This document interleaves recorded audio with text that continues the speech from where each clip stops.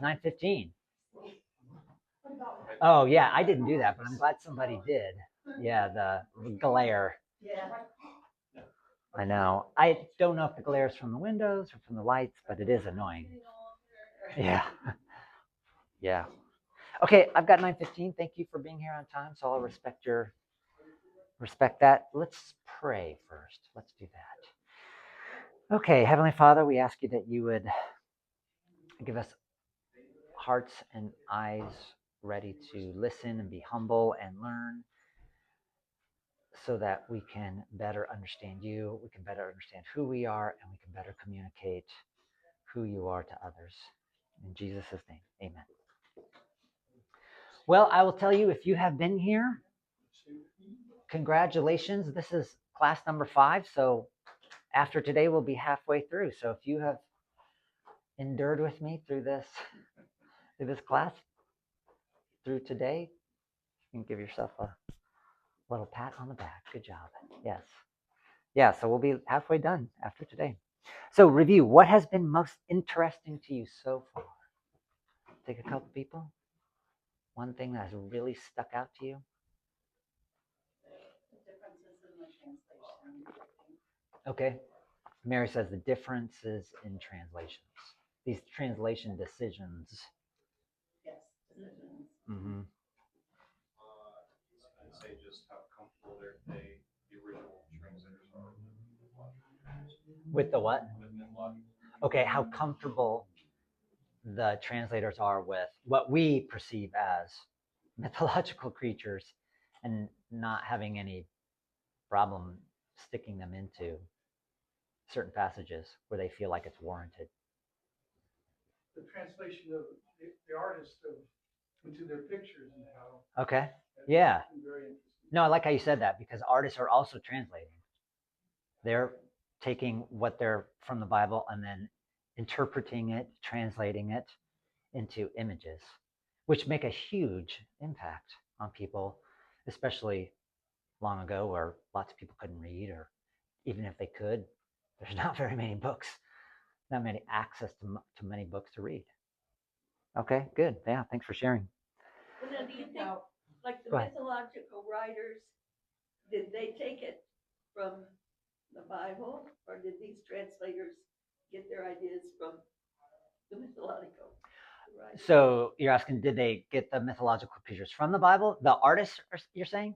Yeah, or like the people that wrote all these mythological tales and everything too. Yeah, so they're getting, the culture is they already know about satyrs, sirens. Okay, that was first. Right. Okay. Yeah, so the mythological creatures are first, especially for the Greek Septuagint translators, right? They're surrounded by Greek mythology. So they know about these creatures. This is a way for them, if they put it into the Bible, this is a way for them to make their passages more understandable for their readers. Okay. I just wondered which came first. Yeah. Yeah, no, the only one that seems to be made up is the donkey centaur, the Ono centaur, because it just doesn't come up outside of Bibles and Bible commentaries. It hardly comes up at all. So maybe that one was made up, but it's not it's not that much of a difference from a horseman to a donkey man. Yeah. I think well, one example would be the horns. How you see it in the artwork, and then you see it in the Bible. Okay. And then how significant Daniel 7 is. How significant Daniel 7 is? Yes. To. Oh gosh. Maybe it's Revelation. Well, yeah, Daniel 7 is the whole beasts chapter. Yes. You've got the 4 beasts. The first 3 are described, and then the 4th one is like this mega beast that no one can even really describe, except for it's got those like iron teeth and it just chomps everything. Maybe it was but it definitely connects to this whole unit of creatures that we've been talking about. I promise this is the last week of creatures. I think if we can get through it. This is the last week of creatures. Then we'll get to bad guys, bad places, which we'll see more creatures there too. Did you finish? Did you get to finish what you're saying? Okay. This is a wall painting in a church. Yes, it's in a church in it's in Egypt. That's where it is. It's in a monastery. I'm sorry, I said church, but it's in a monastery. It's unfortunate when they found it. This part was already there, but it just kind of crumbled when they finally found it. This is a saint called Saint Sicinius. He's spearing a demon. So the woman is a demon. What's the creature on the horse? It's a man who's on the horse. We just can't see his face. And so there's his hand holding the spear. That's his leg there. I know it's not a great image. If you look at pictures of the actual fresco, it's really hard to tell what it is because it's pretty badly damaged. Check out what's over there, right? What are those two creatures? One's a centaur. Centaur and what? It's almost always paired with a centaur. Mermaid with wings? Yeah, it's a siren. Sirens and centaurs, they're paired together, and we'll review that real quick because we didn't quite finish sirens, but they're always paired together because of the way the Septuagint translated it. I also wanted to point out there's all these other little creatures here too, but I wanted to point this one out. That one is an owl, yeah, and that will be important as we go today. You'll see the owl crop up several times today. So our agenda for today is to finish sirens, then get to Lilith. Anybody heard of Lilith? Paul said he's heard of it. A few people. Okay, we'll dig into her. Dragons. And then maybe we have time to get to the serpent, but probably not. I just put it in there just in case. Okay, so Onocentaur sirens. Remember, I don't think I made this point clear last time, so I wanted to just revisit it. But Isaiah 13 and Isaiah 34 were the two passages that we were looking at. And you can see the DRA, which is a translation of the Latin into English. You can see they have siren here, right? They do siren, but then they just do ostriches, owls, hairy ones. Then the Septuagint just translated this verse kind of in their own way. But they pair the siren and the centaur together. This is where this pairing comes from. This is the genesis of it. So that's Isaiah 13. But check out in Isaiah 34. So again, here's the Septuagint. Sirens, donkey centaurs. But here the Vulgate, it's so odd. He does just the opposite.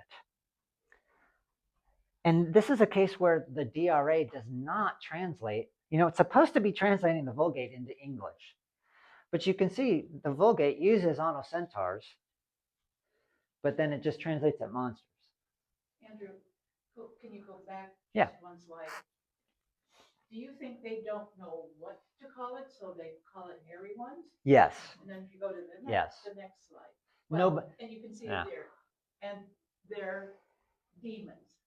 Yeah, here they just flat out translated demons. And you can see it in the next slide also. Yes, they don't know what to call it. Out of all these creatures, and I'll have another slide for it. Out of all these creatures, they maybe know what one of them is pretty well. The other ones, Hedgehog, I know, right? Hedgehog. Man, they're not very scary. Do they come out at night? Do hedgehogs come out at night? Are they like night creatures? Are they nocturnal? Or they are? I've seen them. Okay. So maybe that's why they feel like they can put a hedgehog in there, because it's a night creature. I mean, clearly remember these contexts are like desolate wastelands at night. Even a donkey centaur, they don't know what to call it, so they give it two names. Yeah, and remember we looked at that piece of artwork last week where the donkey centaur seems to be, the Greek translators, it seemed to be a symbol of a barren wasteland. Oh. So if it's a barren wasteland in the Bible, hey, we don't know what this creature is, but we do know that onocentaurs they're a symbol of desolated areas. So they feel warranted to be able to put it into this passage. Is O-N-O a prefix? Yeah, it's a prefix. I guess it must mean donkey because that's centaur, clearly. But see what Jerome does here, though? He splits up here. he translates it centaur, he does donkey centaur, but then he doesn't do siren. So he did just the opposite. Where in Isaiah 13, just a few chapters earlier, he does siren, but not donkey centaur. Here he does donkey centaur, but not siren. So I don't know. He's like trying to split the pair apart. I don't know why he's trying to make that decision. It didn't work because bestiaries continue to put donkey centaurs and sirens together. And remember, we talked about how sirens in ancient Greek mythology were not half woman, half fish. They were half woman, half bird. And here you can see they still don't know. I mean, this is a siren scene in the Queen Mary Psalter from 1310, 1320, and they're still doing both. They're not really sure how to do a siren. I guess this artist thought, well, I guess they're both. Well, in more modern times, the only time you heard about sirens was in the ocean where they would, Yeah, for lull sure. the sailors into the cliffs. Right. They lure. They're the symbol of temptation. And I mentioned last week, those Jerome, including the other patristic fathers, they allegorize that story from the Odysseus like crazy. And say, you got to strap yourself to the mast of the cross, just like Odysseus strapped himself to the mast of the ship, and you have to resist temptation. High view of Greek mythology. A high view of Greek mythology. Respect. Yeah, I mean, they clearly had a respect for it, and I see it more as this was the language, this was the symbolism of the time. So use a siren. I mean, it's like we're translating this from Hebrew to Greek. Any Greek speaker is going to probably know that story from Homer's poem. They're going to know that siren story. They're going to know what a siren stands for.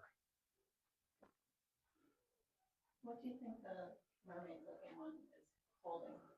Oh, probably a mirror. Good question. She's probably holding a mirror because they were also symbols of vanity. That's why I'm wondering if the one is more valued than the other, in the way that, in the way it's portrayed there. She's more valued because she's got the mirror there. Yeah. Because they had mirrors? Yeah. Sure.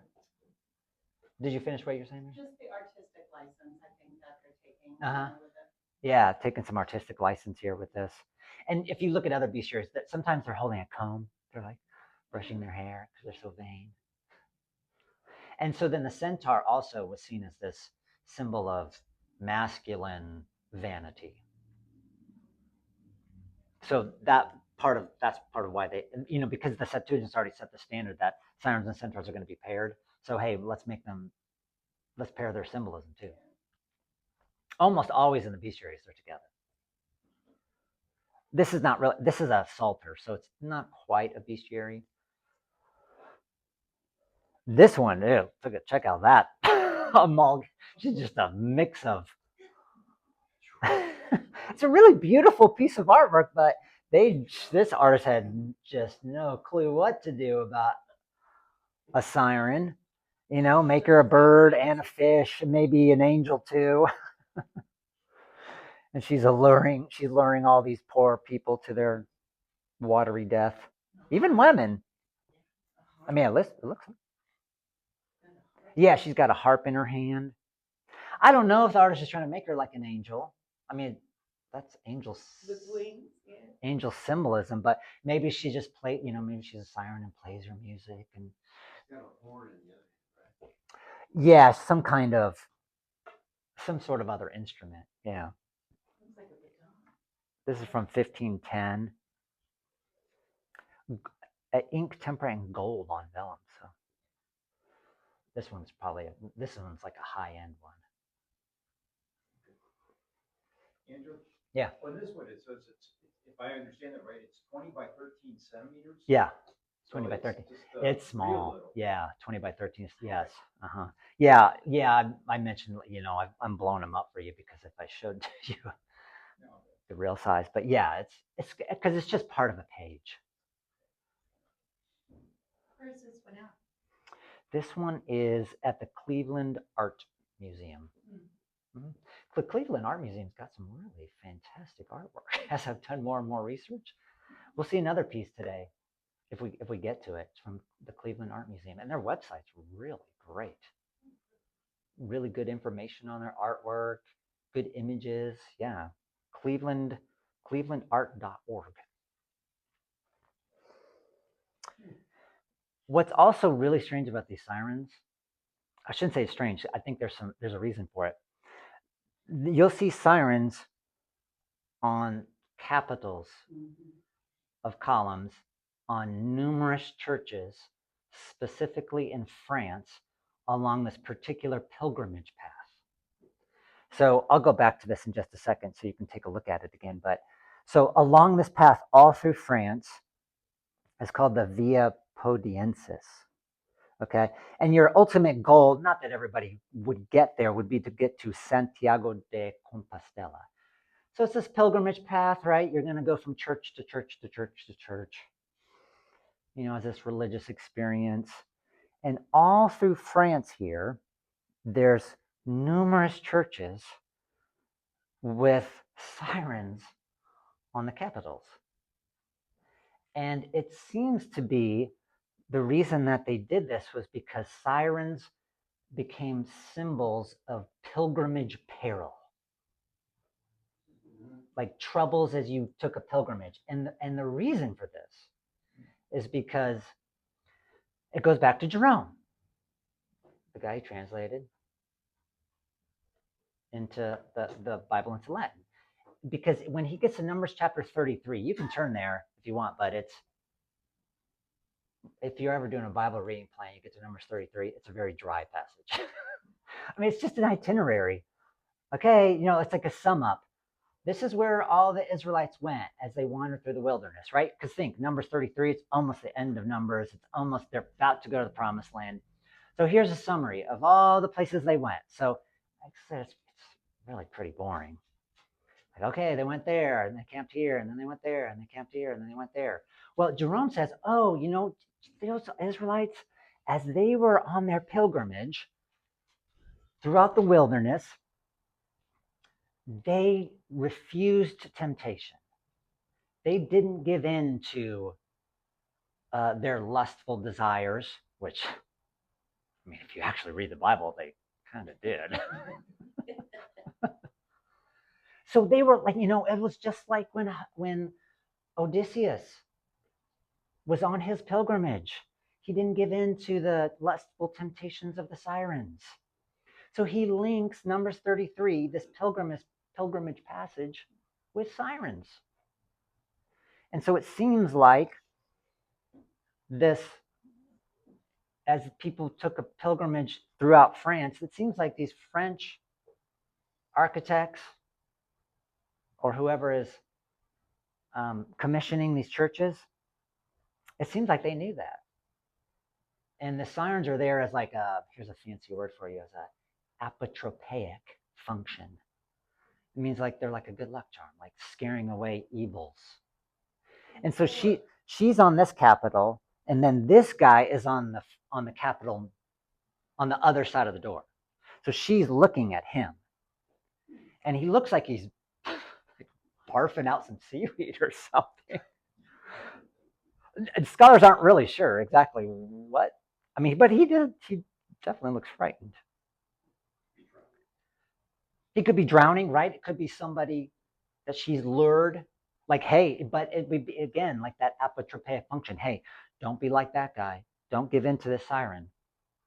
Resist this temptation as you take this pilgrimage. Don't give in.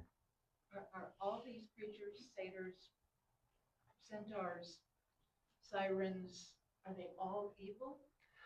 Are all these are they all evil? No, I don't think all these symbols, I don't think the sirens and the centaurs, I don't think they're all, like we talked about last week, they're sort of a mixed bag. I mean, the centaurs and sirens are not very good. Satyrs are pretty bad too. Well, I guess, yeah, pretty much everything we looked at has been. But I mean, again, you think about the two passages we've been going through, Isaiah 13 and 34. It's not a good, this is not a good situation. Babylon. Babylon and Edom. Babylon. This is what's there left. today? Nothing much. Yeah, no, not much today. No. No, okay, that's a good question. Yeah, I guess I hadn't thought about like big picture. Yeah, these guys are all pretty bad, but overall in the bestiaries, there's definitely some good symbolism. Yeah, Eli. Definitely not a deep thought, but I can't look into the right without thinking Starbucks. Starbucks, yeah. Well, yeah, Using that imagery. yeah, like she's a goddess. That It's Starbucks. the same kind of position. Mm-hmm. Yeah, she's actually, I don't know if you can tell, but she's like holding. She has like two tails, and she's holding them. That's a very common way to do it on these capitals.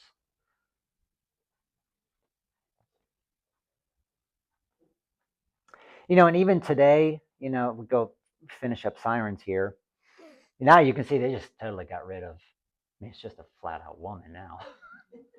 It's not half bird, half woman or anything. 1882 though, it's not that long ago. So like sirens become this symbol of seduction. Like, look at how these evil women, they seduce men, and you have to stop. You can't give in to what they do. I mean, see how beautiful she is. And so for this reason, this seductiveness, sirens have a little bit of overlap with our next character, Lilith. In fact, the Syriac version of this book called the Apocalypse of Baruch. Remember, Baruch is he was Jeremiah's scribe. He was Jeremiah's scribe in the book of Jeremiah. I mean, Baruch didn't write this, but because it's from 1st century CE. He, in his book, he actually summons sirens and Lilith. He puts them together. And then there's this other book, the Zohar, which was like a Kabbalistic Jewish writing. It talks about Na'amah. That's going way back a couple weeks ago, but Na'amah was associated with sirens. It also talks about Lilith. First Enoch also. So as we transition to the Lilith, here we go. We just have to look at Isaiah 34 because that's the only time she comes up, if it is Lilith at all. So I did the New Revised Standard Version because they actually put Lilith in there. You can look at your version and see what it translates it as. Because we'll see it translates it all kinds of different. But wildcats shall meet with hyenas, goat demons shall call to each other, thereto Lilith shall repose and find a place to rest. So they just transliterated the word, just brought the Hebrew right into the English. The Septuagint, it's very questionable about how they translate this. Remember, this is that verse where they're putting sirens and donkey centaurs. They don't even really mention Lilith at all. So it's hard to tell exactly what they're doing with the Lilith word. Vulgate translates that Lamia, and we'll talk about why just a minute. King James Version goes with screech owl. Legacy Standard Bible does just night creature. Does anybody have anything different? ESV just says night bird. Okay, ESV says night bird. Nope, everybody else is night monster. Yours is the Messianic Bible, night monster. Okay, that's Lilith. That's kind of that's an interesting one. And then the footnote for night bird is owl. Yeah, footnote, owl. So some scholars say that there might be a confusion or an overlap with the Hebrew word for night because it's similar to Lilith. Some scholars say, no, there's not really. You can see that they do look similar, but well, let's deal with Lamia here in just a second, but she's a succubus, okay? She's a female demon with the body of a snake and head of a woman. That'll be important. We're going to see that in art quite a bit. That's who Lamia is. We'll deal with her in just a second. We'll deal with her and then we'll get back to Lilith. But there's definitely overlap with Lamia and Lilith. And it's all set up by these translations. And Lilith is a woman, right? Lilith, yes. Lilith is a female, yes. And the siren is a woman.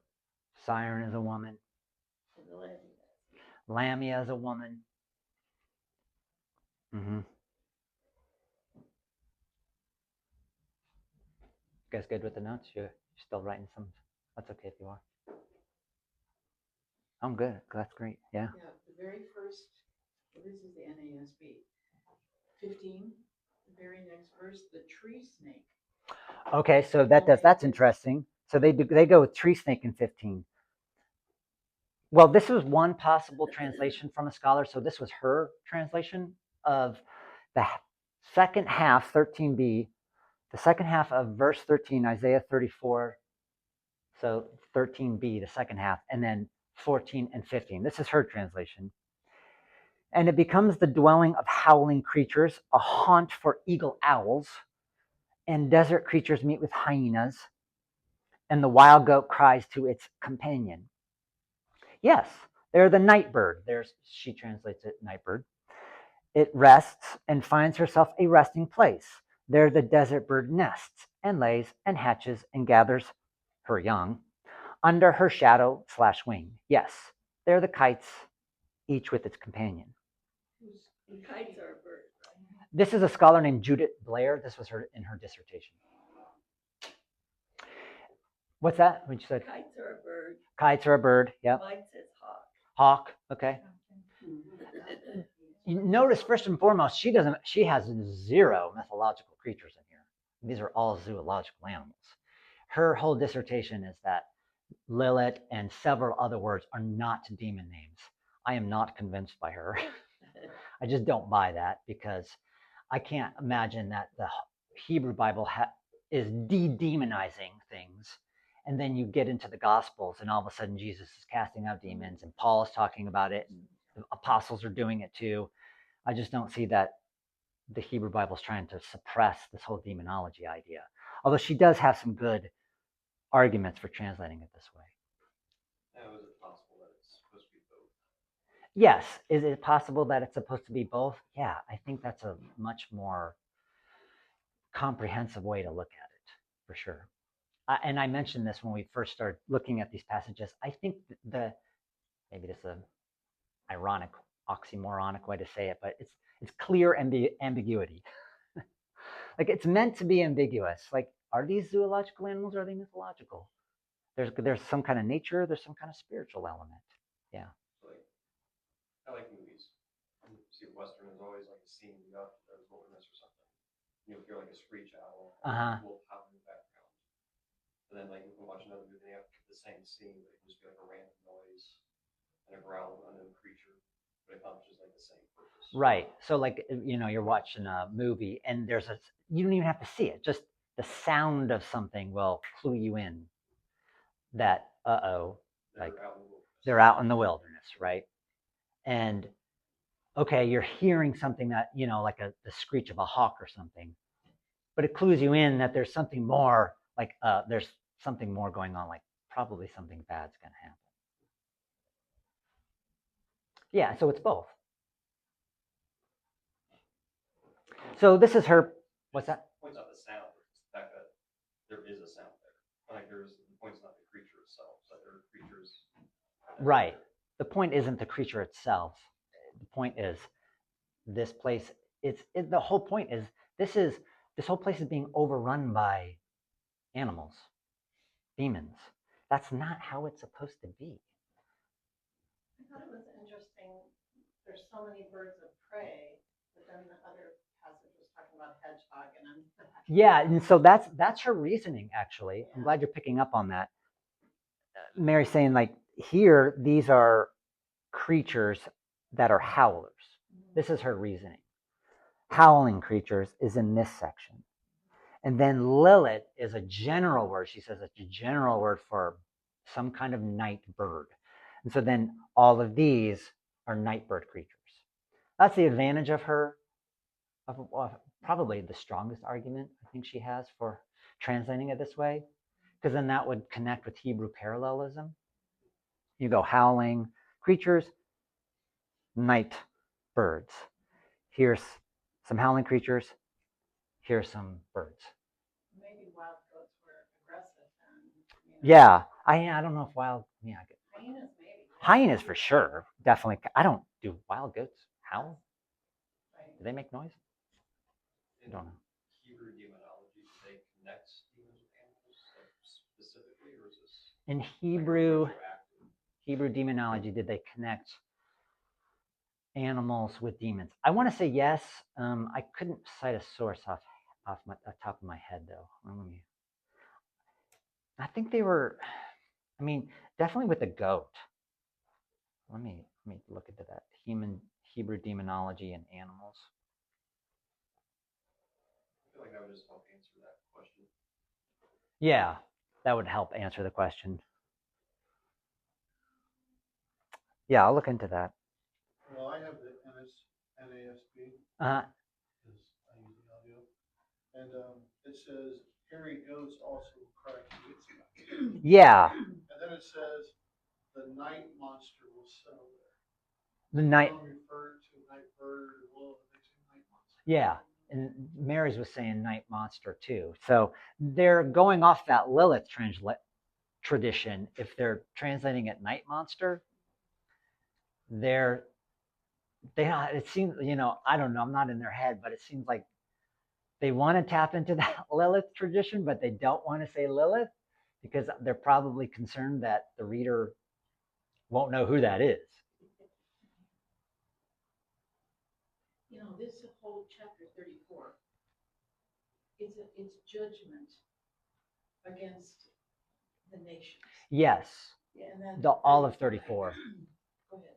No, go ahead. Yeah. And then 35, the wilderness and the desert will be glad, and the Arabah will rejoice and blossom like the crocus.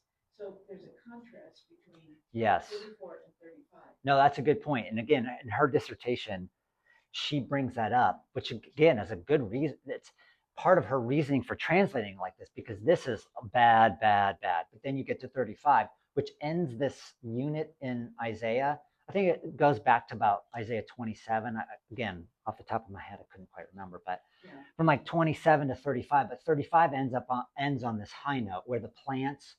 It's like Eden restoration again, right? The plants are gonna bloom, and I don't think it says the creatures are gonna leave, but it's a clear contrast where these creatures are probably eating the dead bodies of all the people left. They are.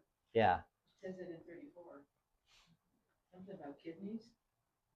Yeah, because like it says the Lord's sword is gonna. It's a real, pretty graphic section.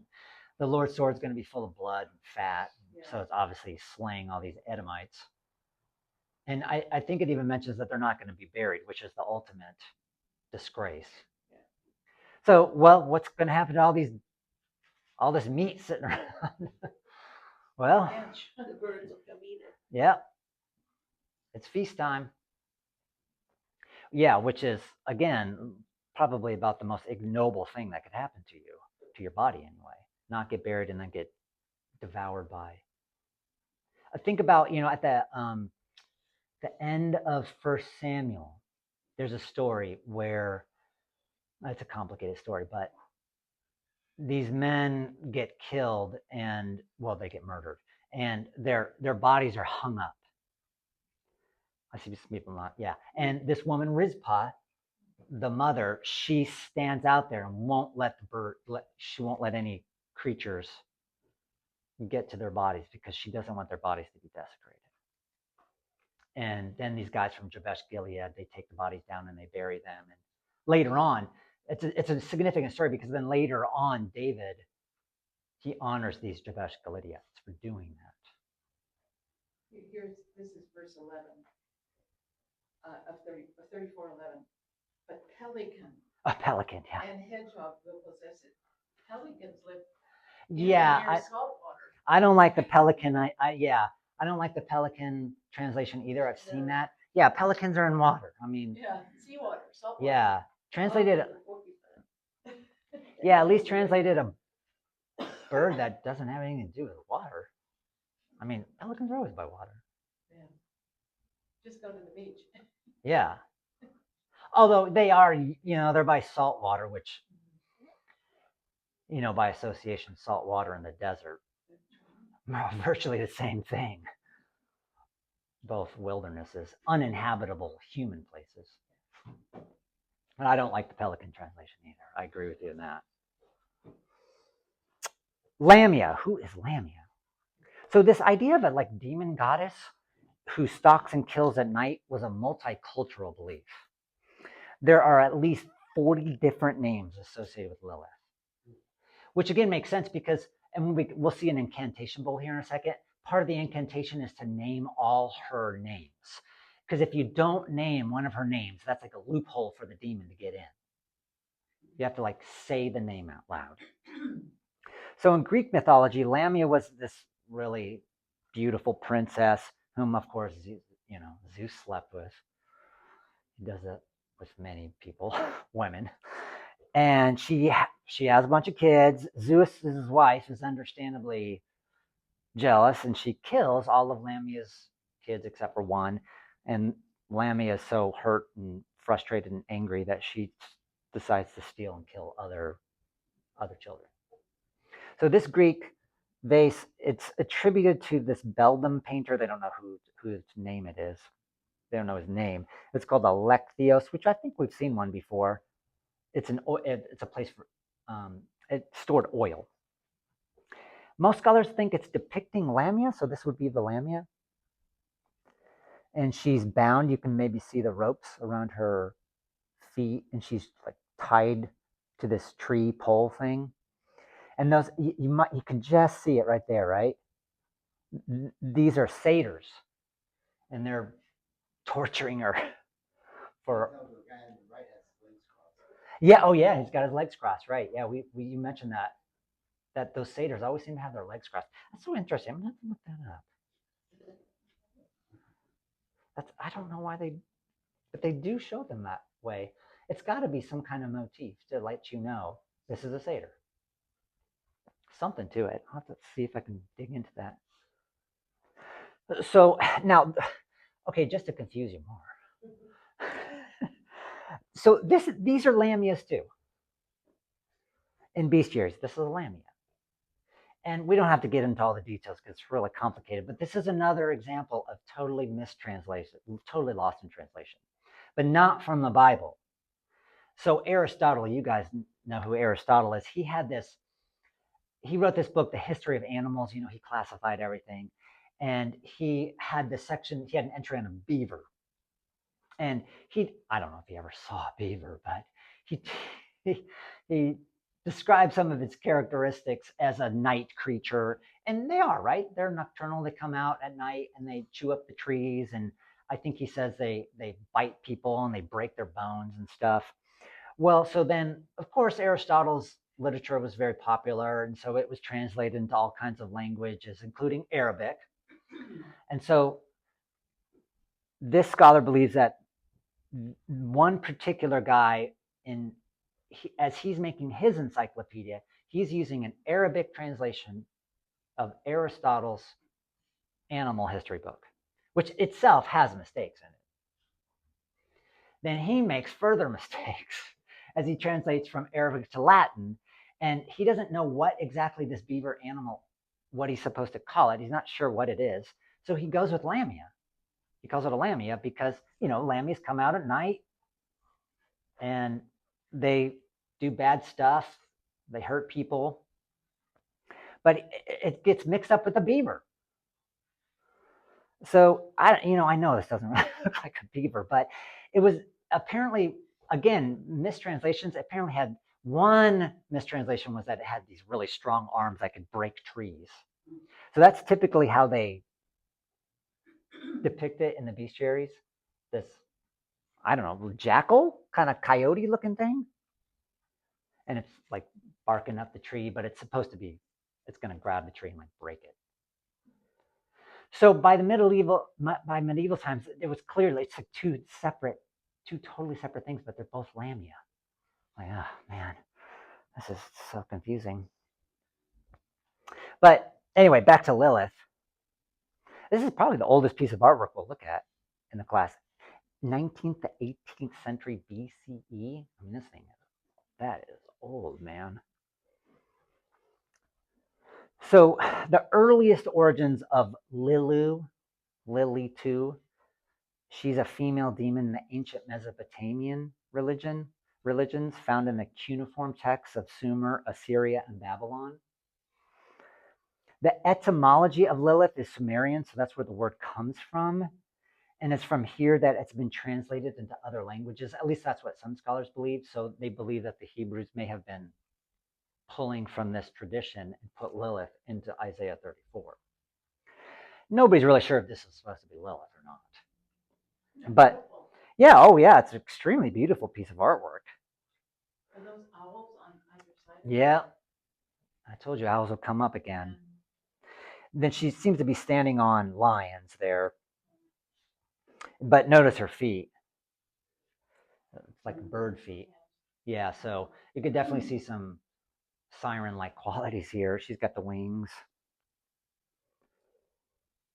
Super old. This one's in the British Museum. Also very interesting. This is Medusa. Okay, and scholars know it's Medusa because of the circle around it, the face in the middle, and then these striations, like her, kind of like her representing her snakes. Yeah. This is from a synagogue in Khorasan, from the 3rd century CE. So part of the architecture had this Medusa on it. So there seems to be some kind of overlap with this female demon goddess Lilith and Medusa. And again, I think it has to do with that apotropaic function, like all demons, all nasty things, you can't come in here. We're calling you out. We're putting you on our architecture.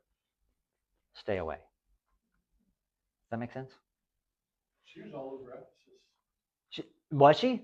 Medusa? Yeah, I'm looking for the picture. Oh. There was literally a temple for. Yeah. Sure. And the beams across, that was one thing left. Yes, that's what this is. It's one of the beams. But this is a synagogue. Yeah, so Cam is saying that in Ephesus, there was Medusa all over the place because he was just there. Cool. Yeah, find that picture. Yeah, put it in the email when I send it out. Respond with that. Here's a statue it's in the Louvre. Minerva, who is the Roman goddess, she's more or less like Athena in Greek. See what she's got in her hand? I know. And Athena also was associated with owls.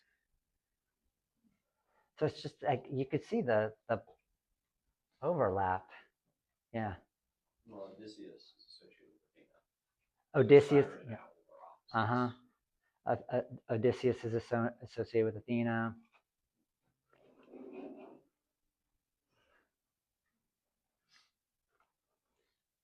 Oh, here's a Lilith incantation bowl. They have found several of these. This one was found in Iraq. 6th to 8th century CE. So that's the incantation, and you read it. Oh, it spiraled down. Maybe that's a symbol of Lilith. Some of them, it actually looks more like a creature, like a kind of human thing. But part of the incantation says, "And you said, I am the Lilith who has harmed the children of Adam. You are shackled and bound. Your arms are tied behind your back. Your frame is bent to the earth, and a great cord of iron is wrapped about you. You are bound," and then it goes on and on. Even around that's the same bowl. What would they do with that? Read them so that the demons go away. They use these bowls. There's words. Yeah, those are all words. Yep. And they're reading the incantation, and they spiral it in. Carved into there? No, these are this. I don't know. This is written on there. It's not carved into there. Yeah, if you look up Lilith incantation bowls, there's a whole bunch that come up. So I mean, it's widespread throughout the Mesopotamian area. The legend of Lilith. So obviously, this is not in the Bible. But later Jewish texts describe Lilith as Adam's first wife. She's Adam's first wife who refused subservience to him instead of marrying a demon, Samael. He's the demon king. partly they do this to explain the two creation accounts. In Genesis chapter 1, verse 27, you can look it up. I mean, you can read it. It is a little ambiguous because in Genesis 1:27, it makes it seem as if God creates man and woman at the same time. But then in Genesis 2:22, clearly this is the more well-known passage, at least for American evangelicals, that this is where woman is created out of Adam's side. The rib is a bad trend. That's not a good way to say it, the rib. So obviously they're like, how can we reconcile this? That it seems like God made a man and a woman here in Genesis 1, but another woman in Genesis 2. Well, he had another wife, Lilith.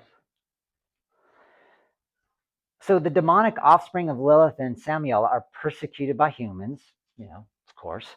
So Lilith attempts to murder unborn or newly born children. That's a common theme with Lilith and this Lamia, is this desire to kill newborn babies. Which, again, like, totally makes sense, right? I mean, one of the most dangerous things for a woman in ancient times would be to deliver a baby. And you could see how some kind of spiritual element could get attached to that. You and I talked about this in the pool one time. Even into the 20th century, it was dangerous to give birth to children. Yeah, of course. If you look back at our grandmothers, our great-grandmothers, they had children that died very young. My mother's mother had 14 children, and 2 of them, we don't know when, they had names. Yeah, of But course, 2 of them right? died very young. Yeah, the childbirth rate was far worse than it is now. And even today, that's why you go to the hospital to deliver a baby. Well, like sudden crib death, would Yeah. they contribute that? Sure, yeah, no, that's a good point. Like, we call it sudden SIDS, yeah, sudden infant death syndrome. I mean, that's just because nobody knows why the baby dies. I mean, again, it wouldn't be hard to go, well, I guess Lilith got her or got the baby, To me, it's just a valid excuse as SIDS, which just some sign, it's just some acronym. Amulets depicting an equestrian rider. So here we go. We've got this guy slaying a female demon, morphed into a snake / dragon slaying. So just like the first piece of article we were looking at, we've got a equestrian rider stabbing what clearly looks like a woman. Her hair is all unbound, so she's some slutty woman. That was like a symbolism of show, like you're loose, you have this loose hair. Are they referencing Saint George? This Saint George will become the most popular outgrowth of this. But it's just one of those. Just one, yes. There's many saints that are horse riders that kill demons and snakes, but Saint George it becomes the most popular one. Yeah. Is this based on any truth, anything that possibly happened? Is this based on any truth or anything that happened? Well, remember, we talked about Solomon, how he was the demon exorcist par excellence, right? I mean, he knows everything, including how to cast out demons.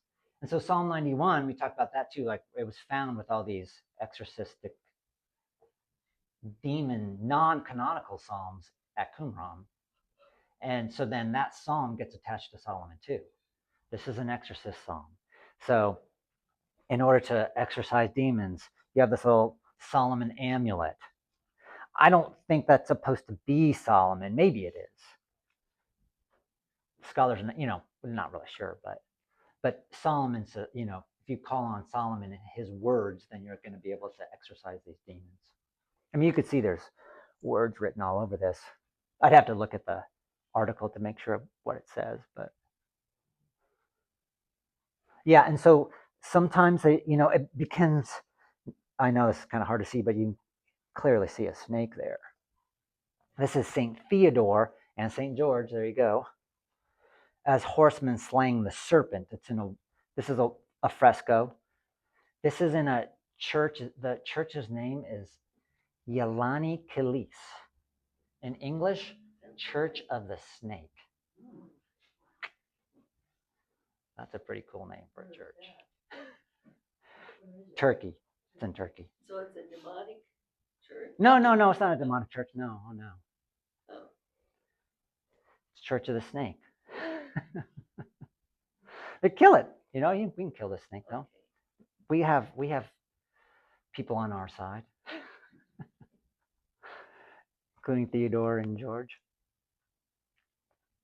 Hey, so we've seen like these question writers. They can kill women. They can kill snakes. This is Notre Dame, and here you can see a woman with a torso who morphs into a snake. And we have. I couldn't show the whole thing, but it's right here. That's Mary and baby Jesus.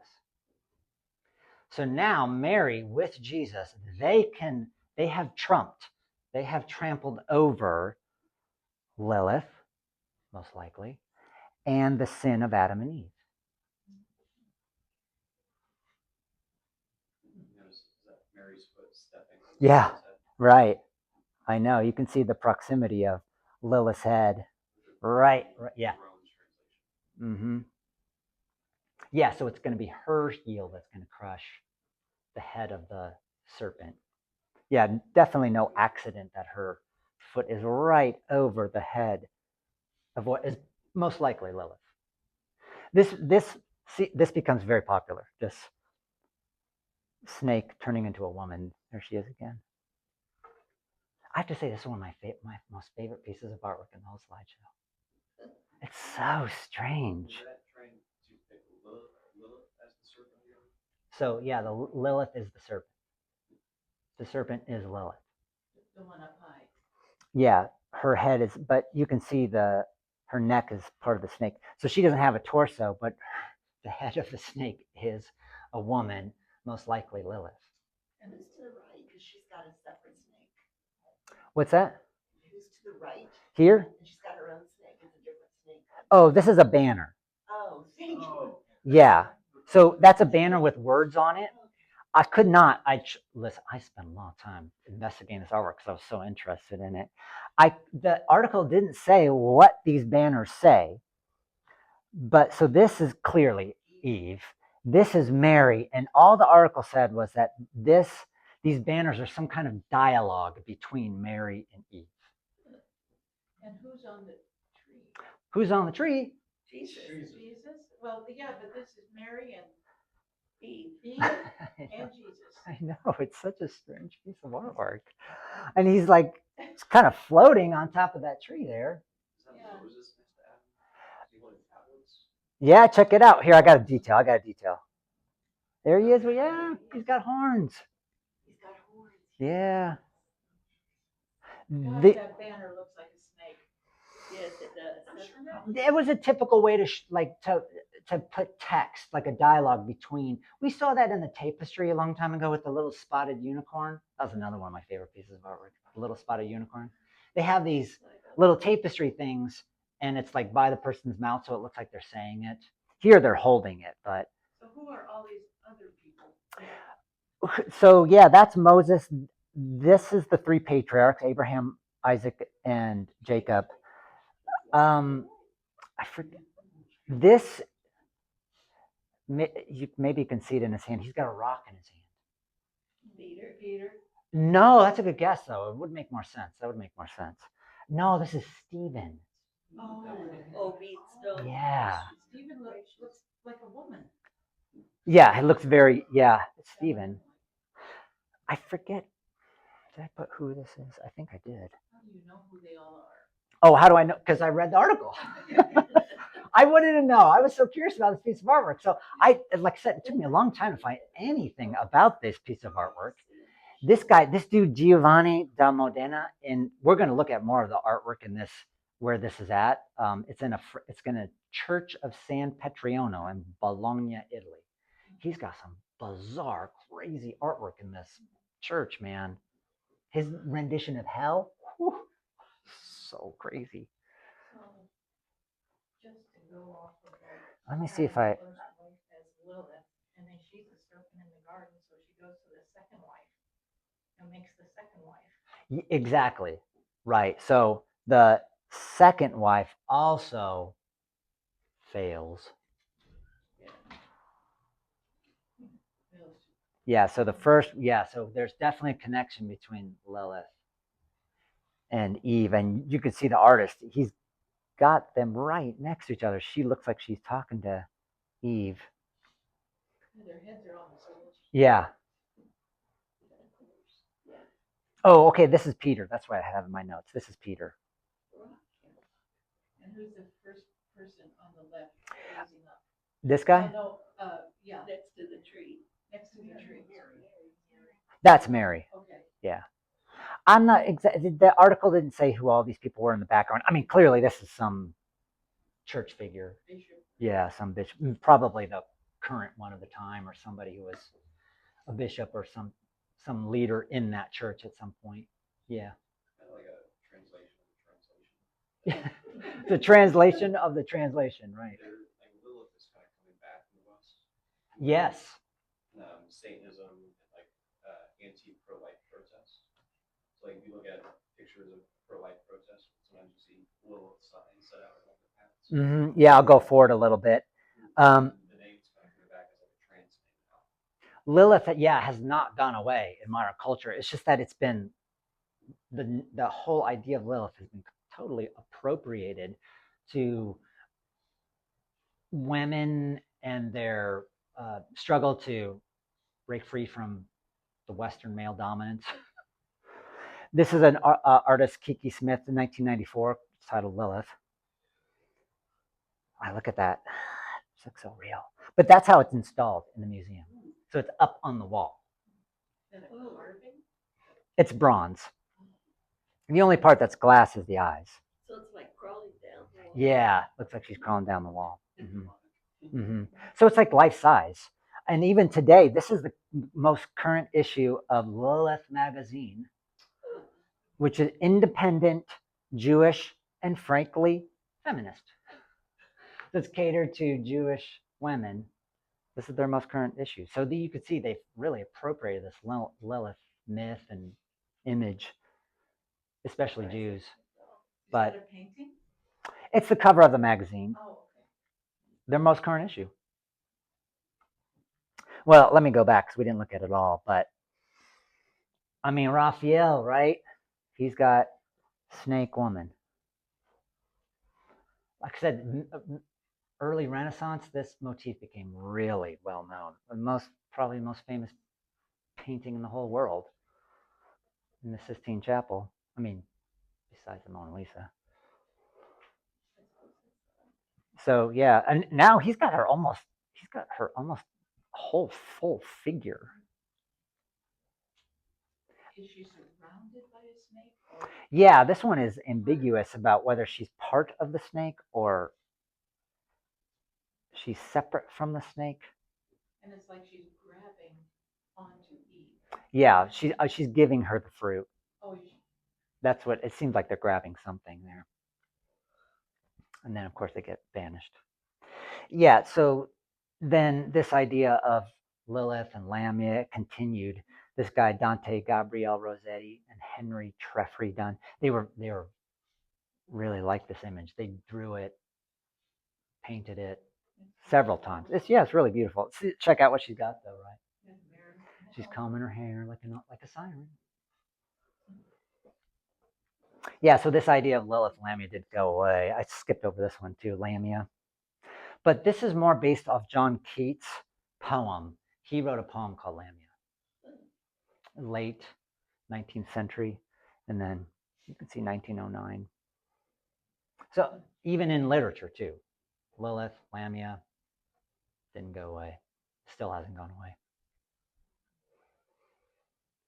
And, you know, when it comes to Christians, they feel justified to use Lilith because it's in the Bible. Makes it legitimate. And I think we've seen that with a lot of these creatures. It just makes it legitimate to use them in art because, well, they're in the most authoritative book. Why not?